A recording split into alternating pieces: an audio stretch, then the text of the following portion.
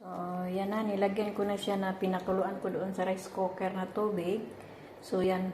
Pinapakuluan natin siya diyan hanggang 3 hours or 5 hours siguro yan. Camel to eh.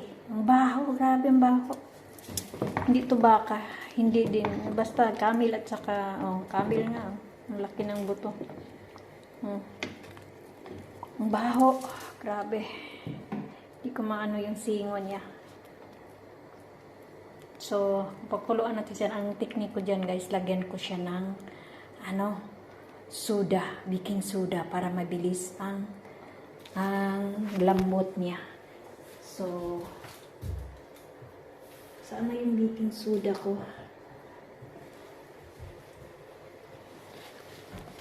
Yan. Lagyan ko siya ng baking soda.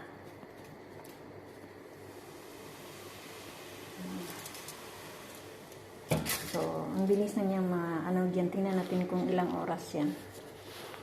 So, anong oras ngayon? Ang oras ngayon is 2:35.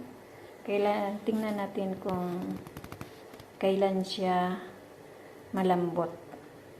Kasi nilagyan ko na siya ng baking soda. Yan ang teknik eh. Nilagyan ko pa yan ng Sprite para mawala yung amoy at saka yung ice.